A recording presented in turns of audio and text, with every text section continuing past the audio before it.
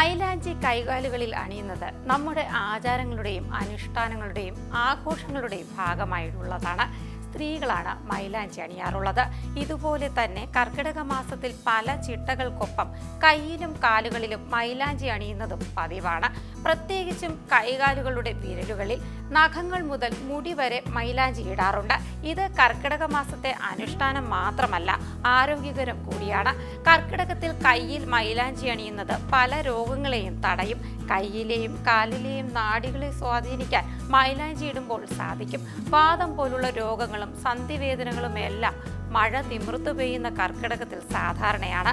ഇത്തരം പ്രശ്നത്തിനുള്ള നല്ലൊരു പരിഹാരം കൂടിയാണ് ഈ സമയത്ത് കയ്യിലും കാലിലും മൈലാഞ്ചി അണിയുന്നത്.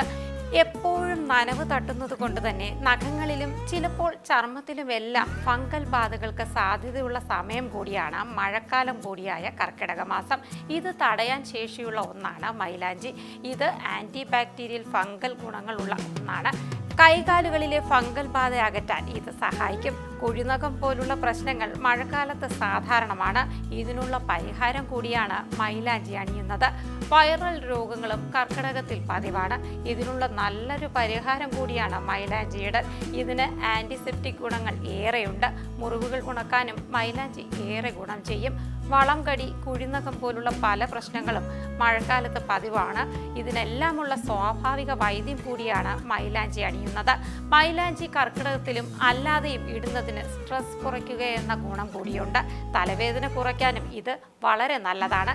ചർമ്മ സംരക്ഷണത്തിന് മാത്രമല്ല, നഖങ്ങൾ കേടുകൂടാതെ സംരക്ഷിക്കാനും മൈലാഞ്ചി നഖങ്ങളിൽ ഇടുന്നത് ഏറെ നല്ലതാണ്.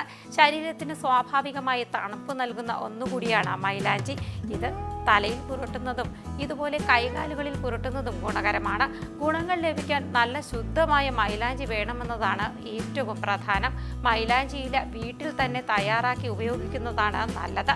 ഇതിൽ ഗ്രാമ്പു ഓയിൽ പോലുള്ളത് ചേർക്കുന്നത് നിറം കൂടുതൽ ലഭിക്കാനും കൂടുതൽ ആരോഗ്യ ഗുണം ലഭിക്കാനും സഹായം ചെയ്യും.